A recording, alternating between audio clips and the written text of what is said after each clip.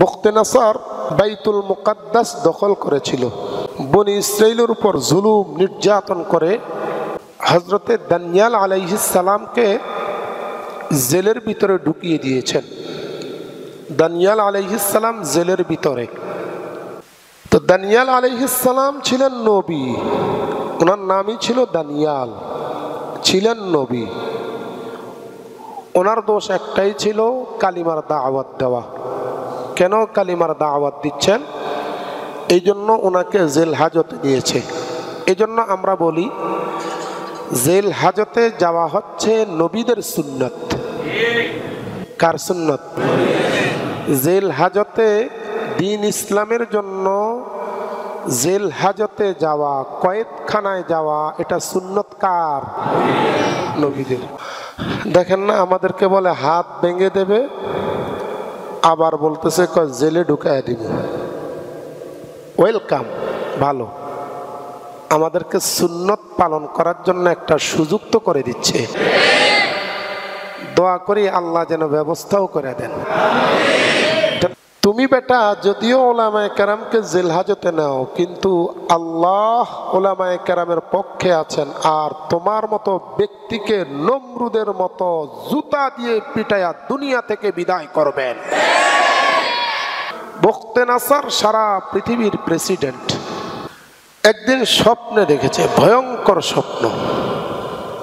স্বপ্ন দেখার পর ঘুম থেকে উঠে গেছে ফাল দিয়ে। এখন স্বপ্ন কি দেখেছে ভুলে গেছে, কিন্তু স্বপ্ন যে ভয়ঙ্কর মনে হচ্ছে এটা তার খেয়াল আছে। ঘুম থেকে উঠেই যত স্বপ্ন ব্যাখ্যাতা ছিল সবাইকে ডাকছে, আমি স্বপ্ন দেখেছি, স্বপ্নের ব্যাখ্যা দাও। তো সবাই বলতেছে, জাহাপনা স্বপ্ন কি দেখছেন বিবরণ দেন, স্বপ্নটা কি দেখছেন? সেটাই তো ভুলে গেছি।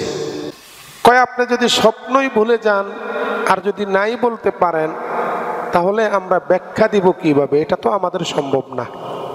সোজা সাপটা কথা, স্বপ্ন কি দেখেছি ভুলে গেছি, এটার ব্যাখ্যা দিতে হবে। যদি ব্যাখ্যা না দিতে পারো তাহলে সব কয়টাকে ফাঁসিতে চড়াবো। পাগলে কি না বলে, ছাগলে কি না খায়।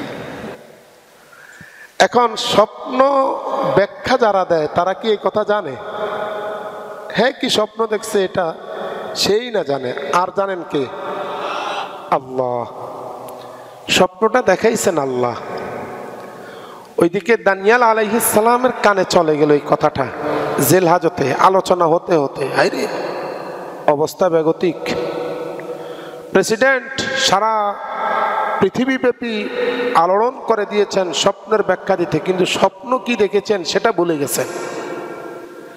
এক কথা দুই কথা যেতে যেতে জেলখানায়ও এই কথা চলে গেছে। একজন আরেকজনের সাথে আলোচনা করে, আই রে অবস্থা বেগতিক। স্বপ্নের ব্যাখ্যা যারা করে এদেরকে আজকে সাইজ করে লাগবে। কই কি সাইজ? ফাঁসিতে চড়াই দিব। স্বপ্নটা কি? এটাই তো জানে না। বানানো গল্প না। আল্লামা ইবনু কাসির রহমতুল্লাহ আলাইহি তার আল বিদায়া ওয়ান নিহায়া নামক কিতাবের ২ নম্বর খণ্ডের ৬১৯ নং পৃষ্ঠা থেকে আলোচনা শুরু করছেন। বিশাল কাহিনী, আমি সংক্ষেপে বলবো।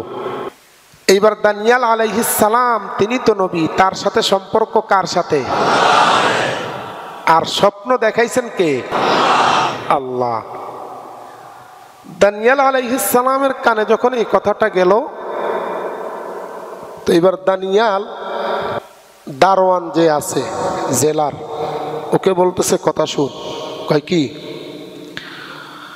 রাজাকে বলে দাও স্বপ্নের ব্যাখ্যা পৃথিবীতে কেউ দিতে পারবে না, স্বপ্ন কেউ বলতে পারবে না, একমাত্র আমার আল্লাহ আমাকে সেই স্বপ্ন বলে দিয়েছেন, স্বপ্নের ব্যাখ্যাও দিয়ে দিয়েছেন। কয় বলো কি তুমি? এই সমস্ত কি কথাবার্তা বলো? তুমি জানবা কিভাবে? সবাই ফাঁসিতে চলছে আর তুমি বলছো তুমি জানো। কয় হ্যাঁ জানি, তুমি রাজাকে যায় বলো। এবার বাদশাকে বলা হলো, জাহাপনা ওই যে দানিয়াল বনি ইসরাইল থেকে লোকটাকে ধরে এনে জেল হাজতে পুরিয়েছেন, ওই লোকটা তো সব জানে। কয় কি বলস, ওকে তো আমি শায়েস্তা করার জন্য জেল হাজতে ঢুকাইছি, আমার এত স্বপ্ন ব্যাখ্যাটা লোকেরা জানে না, ও কিভাবে জানে? কয় ঠিক আছে নিয়ে আয়। হযরতে দানিয়েল আলাইহিস সালামকে একেবারে দুই হাতের মধ্যে বেড়ি লাগিয়ে, গলার মধ্যে বেড়ি লাগিয়ে, পায়ের মধ্যে বেড়ি লাগিয়ে, আমাদের পৃথিবীতে জেলখানার মধ্যে যে বেড়ি লাগানো এই পদ্ধতিটা কোরআন থেকে আবিষ্কার। আবার স্কুলের মধ্যে বড় কেউ আসলে তাকে সংবর্ধনা দেওয়া হয়, লাল গালিচা সংবর্ধনা দেওয়া হয়, এটাও কোরআন থেকে আবিষ্কার। সুবহানাল্লাহ। এটা আরেকদিন বলবো। وسيق الذين اتقوا ربهم إلى الجنة زمرا حتى إذا جاءوها وفتحت أبوابها وقال لهم خزنتها سلام। জান্নাতীরা যখন জান্নাতে যাবে, হাজার হাজার ফেরেশতা রাস্তার দুই পাশে দাঁড়িয়ে দাঁড়িয়ে তাদেরকে সংবর্ধনা দিয়ে তাকবীর স্লোগান দেওয়ার সঙ্গে সঙ্গে বলবে আসসালামু আলাইকুম। নবী মানুষ, অপরাধ একটাই, দিনের দাওয়াত দেওয়া। ও ভাই, পৃথিবীতে কত মানুষ আছে এখনো পর্যন্ত, আমি অনেক ইতিহাস পড়ি মাঝে মাঝে, চোখের পানি ধরে রাখা যায় না, যারাই মুসলিম ইসলামের পক্ষে পূর্ণাঙ্গ রূপে কথা বলে, চাই সে মহিলা হোক চাই সে পুরুষ হোক, তাদেরকে নির্যাতন করছে বর্তমান আমেরিকা। কখনো যদি পারেন ইতিহাসগুলো দেখেন, ইদানিংকালের ইতিহাসগুলো, চোখের পানি রাখতে পারবেন না। তো দানিয়েল আলাইহিস সালামকে নিয়ে যাওয়া হলো। এই মৌলবী, দেখতে তো মৌলবীর মতোই দেখা যায়। আমাদের এই সুন্নাহ, পাঞ্জাবির সুন্নত, টুপির সুন্নত, পাগড়ির সুন্নত, দাঁড়ির সুন্নত, এটি সব নবীদের সুন্নত। কেবলমাত্র মোহাম্মদের না, আদম আলাইহিস সালাম থেকে 1 লক্ষাধিক পয়গম্বর যারা এসছেন তাদের সকলের এই সুন্নত ছিল। তো এই জন্য মৌলবী সবগুলোর তো একই রকম দেখা যায়। এই মৌলবী, তুমি নাকি আমার স্বপ্নের ব্যাখ্যা দিতে পারবা? হ্যাঁ আমি পারবো। স্বপ্নে তো আমি ভুলে গেছি বেটা, ওরা তো সবাই কেউ জানে না, তুই পারবি কোত্থেকে? আমার আল্লাহ আমাকে শিক্ষা দিয়ে দিয়েছেন। কয় তাহলে আমি স্বপ্নের কথা বলি? কয় না, বলার আগে তোমার কাছে আমার একটা প্রশ্ন। কয় কি প্রশ্ন? কয় তুমি আমার দরবারে যখন ঢুকলা, আমার যত প্রজা আছে, নাগরিক আছে, সবাই যখন আমার এলাকায় ঢুকে আমাকে একটা সেজদা করে, তুমি তো সেজদা করলা না, কারণটা কি? কয় আমি এমন একটা ধর্ম নিয়ে এসেছি, এই ধর্মের মধ্যে কেবলমাত্র আল্লাহ ছাড়া আর কাউকে সেজদা করা যায়? পীর সাহেবকে করা যাবে? করা যাবে? বাংলাদেশের কোনো পীর সাহেবকে যদি বলা হয় যে সেজদা করলে কোনো সমস্যা নাই, ওটা পীর সাহেব না পেশাব? গত 2 দিন আগে বাংলাদেশের শ্রেষ্ঠ ভণ্ড মারা গেছে না? কুত্তার বাচ্চা সব সময় কুত্তার বাচ্চাই হয়, বাঘের বাচ্চা সব সময় বাঘের বাচ্চাই। বাঘের পেটে কখনো কুত্তার বাচ্চা হয়? কুত্তার বাচ্চার পেটে কখনো বাঘের বাচ্চা হয়? ওর ছেলে বলতেছে, কয় বাবা আল্লাহর সাথে সাক্ষাৎ করতে গেছে। কেউ যদি মনে করে যে বাবা মারা গেছে, তাহলে সেই ব্যক্তি বেঈমান হয়ে যাবে। আমরা সবাই মনে করি দেওয়ানবাগী মারা গেছে, মনে করেন না? দেওয়ানবাগী মরছেন না জীবিত আছেন? মরছেন। তাহলে ওর দৃষ্টিতে আমরা সবাই বেঈমান। আমরা এখানে কেউ ঈমানওয়ালা না, শুধু কেবলমাত্র ওই ঈমানওয়ালা। বাদশাহ জাহাপনা কয় কি? আপনি স্বপ্নে দেখেছেন বিশাল বড় একটা মূর্তি, যেই মূর্তির পা হচ্ছে জমিনের মধ্যে, মাথা হচ্ছে আসমান পর্যন্ত। এই কথা বলার পরপরই বাদশাহ মাথা নাড়াচ্ছে আর বলতেছে, আরে তুমি এই কথা কোত্থেকে পাইলা? আমি স্বপ্নে যেটা দেখছি সেটাই তো। সুবহানাল্লাহ বলেন। কারণ ওর তো ধারণা ছিল কেউই তো বলতে পারবে না, আমিও তো ভুলে গেছি। এরপরে ঠিক আছে ঠিক আছে, কথা ঠিক আছে। কয় মাথার অংশ স্বর্ণ, পেটের অংশ রূপা, পায়ের অংশ তামা, ঠিক আছে নি? কয় হ্যাঁ ঠিক আছে, আমি তো স্বপ্নে এরকমই দেখেছি। কয় একটু পরে আপনি স্বপ্নে দেখেছেন, একটু পরে আসমান থেকে একটা বিশাল পাথর ওই মূর্তির উপর পড়েছে। মূর্তিটা 3 অংশ 3 রকম, স্বর্ণ রূপা তামা। এই পুরা বিশাল বড় মূর্তিটা পাথরের কারণে ভেঙ্গে চুরে চুরমার হয়ে গেছে। কয় হুবহু মিলে যাচ্ছে, তুমি যা বলছো হুবহু। শিখাইছেন তো আল্লাহ, ওরেও স্বপ্ন দেখাইছেন আল্লাহ, দানিয়ালকেও বলে দিচ্ছেন, একই তো হবে।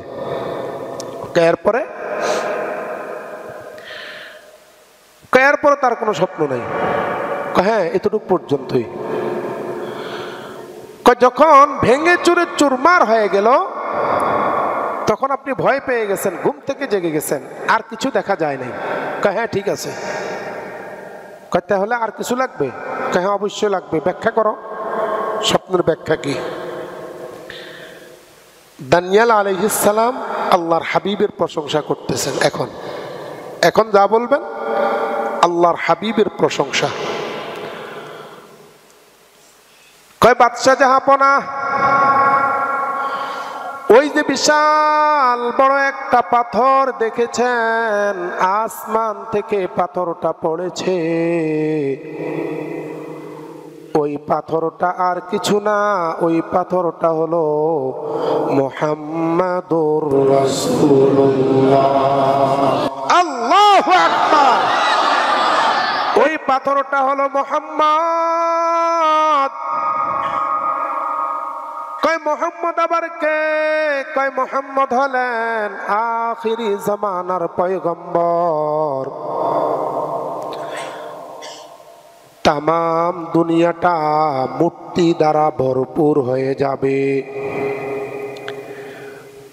আল্লাহকে বাদ দিয়া দিবে, মূর্তির পূজা করবে, মূর্তির পিছনে দৌড়াবে, মূর্তিকে ঘট বানা শুরু করবে। আমার আল্লাহ তখন সিদ্ধান্ত নিবেন, এই মূর্তিকে দুনিয়া থেকে উৎখাত করতে হবে, মূর্তিকে দুনিয়ায় রাখা যাবে না, মূর্তিকে দুনিয়াতে রাখা যাবে না। আর না হয় মূর্তির পিছনে মানুষগুলো দৌড়াইতে দৌড়াইতে জাহান্নাম পর্যন্ত চলে যাবে। তাহলে বোঝা গেল মূর্তির পিছনে দৌড়ানো জান্নাত নাকি জাহান্নাম? জোরে বলেন, জান্নাত না জাহান্নাম? বুঝে আসছে? মূর্তির পিছনে দৌড়ানো জান্নাত না রে ভাই, মূর্তির পিছনে দৌড়ানো জাহান্নাম। ও ভাই, দুনিয়ার মধ্যে যেই সমস্ত আলেমেরা মূর্তির বিরুদ্ধে কথা বলে, কসম আল্লাহর, ওনারা জান্নাতের কথা বলে। আল্লাহর কসম, ওনারা জান্নাতের কথা বলেন। যারা মূর্তির কথা বলেন তারা বাহ্যিকে কিছু টাকা পয়সা পাবেন, পয়সার পিছনে দৌড়াচ্ছেন, পয়সার পিছনেই হলো জাহান্নাম। একজন বাচ্চা, ছোট্ট একটা বাচ্চা, 4 বছর 5 বছর শিশু, পানিতে পড়ে গেলে মরতে হবে ও কিছুই বুঝে না, দাঁড়িয়ে দাঁড়িয়ে পানির সাথে তামাশা করতেছে। কোন বুদ্ধিমান ব্যক্তি যদি দেখে তাহলে তার জন্য উচিত হলো বাচ্চাটিকে পানির কাছ থেকে নিয়ে আসা। আর যদি বোকা হয় তাহলে আনবে না। বাচ্চাকে যখন আনতে যাবে, বুদ্ধিমান মানুষটা যখন পানির কাছ থেকে আনতে যাবে, ও তো বড় মজা পেয়ে গেছে। পানির সাথে তামাশা করা বড় মজা, এই জন্য সে মজা করবে। আর বুদ্ধিমান ব্যক্তি যখন তাকে হাত ধরে নিয়ে আসতে চাইবে, কখনো কামড় দিবে, আরেক হাতে তার থেকে ছুটবার চেষ্টা করবে, আরেক হাতে কখনো তাকে ঘুষি দিবে। বুদ্ধিমানের কাজ হলো যতই কামড়াক, যতই ঘুষি মারক, যতই যা কিছু করক, তাকে না ছাড়া। ঠিক কিনা বলেন? বুদ্ধিমান ব্যক্তি তাকে আদর করে, মহব্বত করে, ওখান থেকে নিয়ে আসবে। ও তো বুঝে না পানিতে পড়ে গেলেই তার মরণ। পৃথিবীতে কিছু মানুষ আছেন যারা আল্লাহর পক্ষ থেকে ইলম পেয়েছেন, ইলম পাওয়ার কারণে তারা বুদ্ধিমান মানুষ। সুবহানাল্লাহ। কেমন বুদ্ধিমান? কিছু টাকার কারণে মূর্তির পিছনে দৌড়ায়, গুনাহের পিছনে দৌড়ায়। সে তো এটার ভিতরে টাকা পেয়ে মজা পেয়ে গেছে। আলেমরা তাদেরকে হাত ধরে বলতেছে, ভাই এটার পিছনে জাহান্নাম আছে, জাহান্নাম, এটার পিছনে জাহান্নাম আছে, জাহান্নাম। ও তো বুঝে না, ইলম ভিতরে নাই, কোরআনের ইলম নাই, হাদিসের ইলম নাই, কোন ইলম নাই রে ভাই।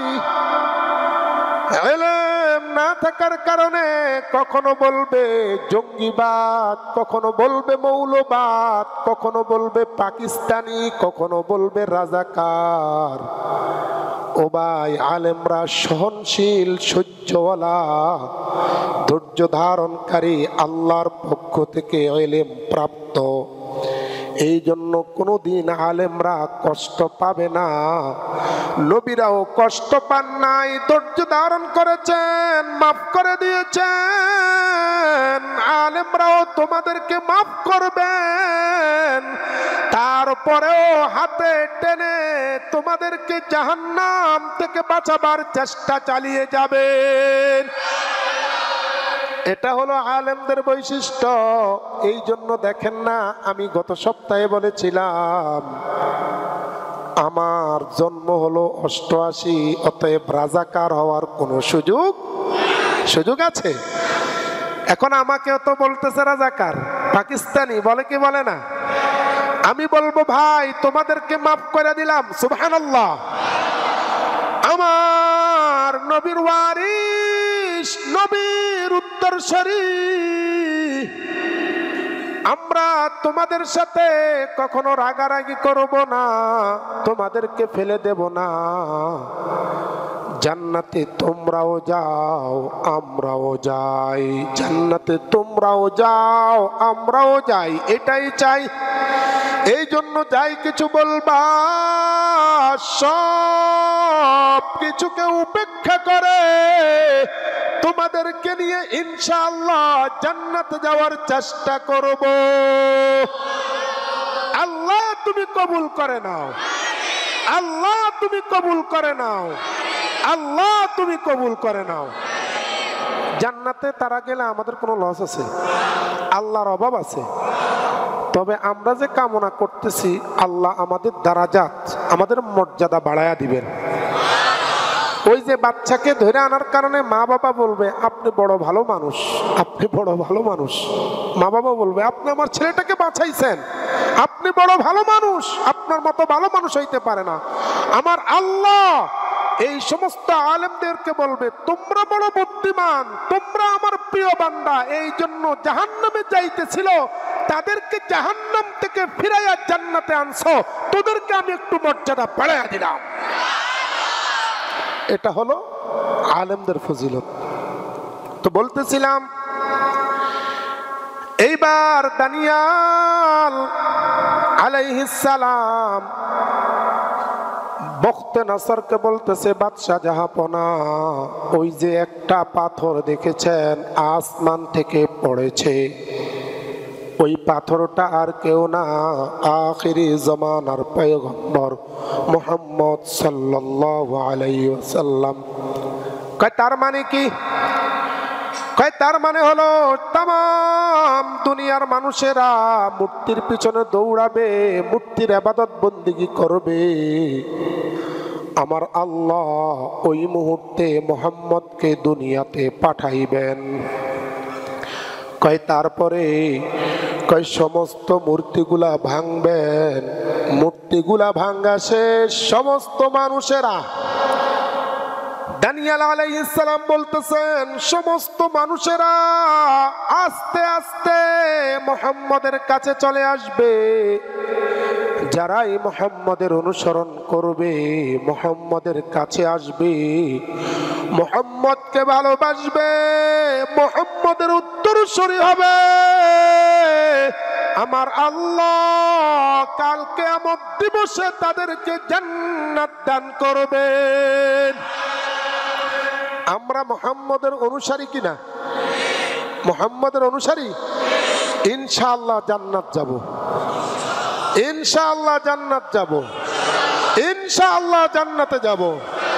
আল্লাহ তুমি আমাদের সবাইকে কবুল করে নাও। এইবার দানিয়েল বলতেছেন, তাহলে ওই লোকটা কোন দিন আসবে?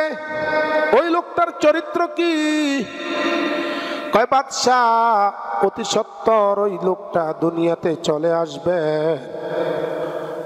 তার চরিত্রটা কি, তার হালতটা কি?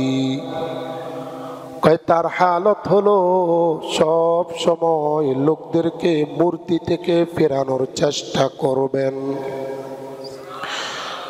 অনেক লোকে অনেক কথা বলবে, কখনো বা পাগল বলবে, কখনো বা ওই মুহাম্মদকে জ্বালাতন করবে, মারবার চেষ্টা করবে। তারপরে কি হবে? মুহাম্মদকে মারবার চেষ্টা করবে, একবার না, দুইবার না, 1000 বার মারবার চেষ্টা করবে। মারতে পারবে নাকি? না, মুহাম্মদকে মারা সম্ভব না। আল্লাহু আকবার। না, মুহাম্মদকে মারা সম্ভব না। কারণটা কি? ওই মুহাম্মদের তত্ত্বাবধায়ক থাকবেন সরাসরি আরশে আজিমের মালিক, আর কেউ থাকবে না। এই জন্যই মক্কার লোকেরা যখন আল্লাহর নবীকে বলতো, ইয়া মুহাম্মদ ইন্নাকা লামাজনুন, ও ভাই আমার আব্বাকে আমি দেখেছি, কেউ কাউকে যদি আমার আব্বার সামনে পাগল বলতো, আমার আব্বা রাগ হয়ে যেতেন। আমি ছোট ছিলাম, বাবাকে জিজ্ঞেস করলাম, বাবা পাগল বললে আপনি এত রাগ করেন কেন? তখন আমার আব্বা বলেছিলেন, পাগল না হওয়া আল্লাহ তাআলার নিয়ামত। আমি তখন বুঝি না, এখন কোরআনে পাইতেছি, মা আনতা বিনিআমাতি রাব্বিকা বিমাজনুন। আমার বাবা ছোট্টবেলা বলেছেন, পাগল না হওয়া আল্লাহ তাআলার নিয়ামত, পাগল হওয়া আল্লাহ তাআলার নিয়ামত না। পাগল হওয়াটা বড় যন্ত্রণাদায়ক, কষ্টদায়ক। বড় হওয়ার পরে কোরআনের কারিমের মধ্যে সূরা কলামের 5 নম্বর আয়াতে দেখতে পাচ্ছি, আমার নবীকে আমার আল্লাহ বলতেছেন, নবী গো, তামাম কাফের বেঈমান মুশরিকরা আপনাকে পাগল বলতেছেন, আমি আল্লাহ সাক্ষী দিচ্ছি, আপনি আল্লাহর নিয়ামতে কখনো পাগল হতে পারেন না। তাহলে আল্লাহর কথা ঠিক হবে না বান্দার? আল্লাহ না বান্দার? আল্লাহর কথা ঠিক হবে রে ভাই। আমার নবী দাওয়াত দিতেন, মক্কার বাইতুল্লাহর চারপাশে ঘুরে ঘুরে দাওয়াত দিতেন। কাফেররা নবীর বিরুদ্ধে উঠে পড়ে লাগছে, নবীকে বলতেন পাগল। এইভাবে বলতেন, ওই যে একটা পাগল দেখা যায়, ওই পাগলের কাছে তোরা যাস না। বিভিন্ন দেশ থেকে অনেক দূর দূরান্ত থেকে লোকেরা আসতো বাইতুল্লাহ হজ করার জন্য। ওই লোকদেরকে ডাইকা নিয়ে বলতো, খবরদার ওই যে পাগল, পাগলের কাছে যাস না। মনে করেন আপনার একটা সন্তান বড় শিক্ষিত বানিয়েছেন, আপনি জানেন ও পাগল না, কিন্তু কিছু কথা বলার কারণে তাকে যদি এলাকার মানুষ পাগল বলে, আপনি যে এত টাকা পয়সা তার পিছনে খরচ করেছেন, আপনার কলিজা ফেটে যাবে। ও ভাই, বিশ্বাস করেন আল্লাহর নবী কষ্ট পেয়েছেন কিনা জানি না, কষ্ট পাইল। নবী ছিলেন বড় দরদ মাখা নবী, দয়ার নবী, মুহাব্বতের নবী। পাগল বলার কারণে কষ্ট হয়তো বা নাও পাইতে পারেন, কিন্তু আবু তালিব আল্লাহর নবীর যেই সমস্ত চাচারা ছিলেন সব সময় চোখের পানি ফেলতেন। ভাতিজাটা ছোট্টবেলা থেকে বড় ভালো দেখেছি, কোনোদিন মিথ্যা কথা বলে নাই। ভাতিজা সব সময় মানুষের সাথে ভালো আচরণ করত, কোনো সময় মানুষের সাথে খারাপ আচরণ করতে দেখি নাই। তারপরেও লোকেরা আমার ভাতিজাকে পাগল বলে মনে মনে অনেক কষ্ট পাইতেন। সাহাবায়ে কেরামও কষ্ট পাইতেন, কষ্ট পাইতেন। সাহাবারা ছিল গরিব, কেউ বড় লোক ছিল, কিন্তু কিছু করবার ক্ষমতা ছিল না, মনে মনে কষ্ট পাইতেন। যেই দিন সূরা কলাম আল্লাহ তাআলা নাজিল করলেন, সমস্ত সাহাবায়ে কেরাম এত খুশি হলেন, এত খুশি হলেন, মনে হয় যেন তামাম দুনিয়ার সমস্ত রত্ন ভান্ডার পেয়ে গেছেন। এত কষ্ট পাইতেন, এত নবীকে ভালোবাসতেন। ও ভাই, এই জন্য সব সময় নবীকে ভালোবাসা চাই, নবীকে মহব্বত করা চাই। এই যে আপনাদেরকে দেখি আপনারা চোখের পানি ফেলতেছেন, কসম আল্লাহর, আমার কথা না, এই পানিগুলো আমার আল্লাহ একজন ফেরেশতার মাধ্যমে বোতলজাত করে নেবেন, বোতলের মধ্যে ঢুকায়া নিবেন। ঘটনাক্রমে আল্লাহ না করুন যদি আমরা কেউ জাহান্নামে যাই, আমাদের মধ্যে কেউ যদি জাহান্নামে যায়, আল্লাহ না করুন কেউ যদি জাহান্নামে যায়, আমার আল্লাহ তখন জাহান্নামের ফেরেশতা মালিককে বলবেন, মালিক, মালিক সাড়া দিবেন, ও আল্লাহ কেন ডেকেছেন? আমার বান্দা তো জাহান্নামে চলে গেছে, কিছু গুনাহ খাতা করেছে, গুনাহের কারণে জাহান্নামে চলে গেছে, দেখ না ওর কিছু ভালো কাজ আছে কিনা। আল্লাহ তাআলা কিন্তু ভালো করে জানেন তার ভালো কাজ আছে, তারপরেও ফেরেশতাকে বলবেন দেখো না ভালো কাজ আছে কিনা। কয় আল্লাহ নাই। কয় আরো টোকাও। কয় আল্লাহ নাই। কয় আরো ভালো করে খোঁজ কর। আল্লাহু আকবার। আরো ভালো করে খোঁজ কর। ওই সময় মালিক ফেরেশতা যখন দেখবেন আমার আল্লাহ চাপ দিয়া বলতেছেন, জোর করে বলতেছেন খোঁজ কর, মালিক ফেরেশতা খোঁজ করবেন। খোঁজ করতে করতে দেখবেন ওই যে আল্লাহর নবীর মহব্বতে কেঁদেছে রে ভাই, গুনাহ মাফের জন্য চোখ দিয়ে পানি ফেলেছে, নবীর মহব্বতে চোখের পানি ফেলেছে, নবীকে ভালোবাসার কারণে চোখের পানি ঝরঝর করে ছেড়ে দিয়েছে। ফেরেশতা বলবে আল্লাহ কোনো আমল নাই, তবে একটা ছোট্ট শিশি বোতলের মধ্যে কিছু পানি আছে। কই কিসের পানি? আল্লাহ তোমার নবীর কষ্টের কথা শুনে কাঁদতে দিয়েছে, তোমার নবীর মহব্বতের কারণে কেঁদেছে। আমার আল্লাহ মালিককে ধমক দিয়া বলবেন, তোর দৃষ্টিতে ছোট হতে পারে, কিন্তু আমার কাছে এই ছোট্ট শিশু, ছোট্ট বোতল ছোট না, বরং জাহান্নামের এক সাইডে দেওয়া হলেও এই বোতলটা আমার কাছে তার চাইতে বড় দামি। আল্লাহ কি বলতে চান? কই কেন বুঝোস না? বোতলটার মুখা খোল, ছিপি খুলে ফেল। কাল্লা খুললাম। কই কি করব? কই জাহান্নামের মধ্যে ফেলে দে। মালিক ফেরেশতা তখন ওই পানিটা ফেলে দিবেন।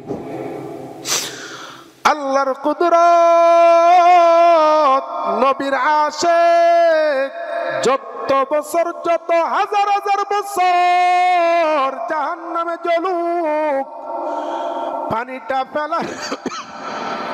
পানিটা ফেলার সঙ্গে সঙ্গে সমস্ত আগুন গুলা নিভে যাবে।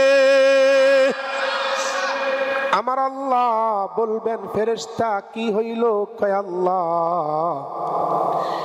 এই পানির এত দাম আমি বুঝি নাই। কয় দেরি করিস না, আমার বান্দাটাকে বের করে নহরে হায়াতের মধ্যে গোসল দে। কয় আল্লাহ গোসল দিলাম। কয় 25 বছরের যুবক হয়ে গেছে। কয় দেরি করিস কেন? 25 বছরের যুবক হওয়ার অর্থ হলো জান্নাতের উপযোগী হয়ে গেছে। 1 সেকেন্ডও দেরি করিস না, আমার বান্দাকে সোজা জান্নাতে পাঠায়া দে। ও ভাই, এই জন্য আমি বলি নবীর প্রেমে কান্দা চাই, নবীর সুন্নত গুলো মানা চাই। রাজি আছেন? রাজি আছেন? একটু আল্লাহকে হাত দেখায় দেন। আল্লাহ তুমি আমাদের সবাইকে তোমার নবীর প্রেমিক হিসাবে কবুল করে নাও। আর একটু মহব্বতে বলেন আমিন।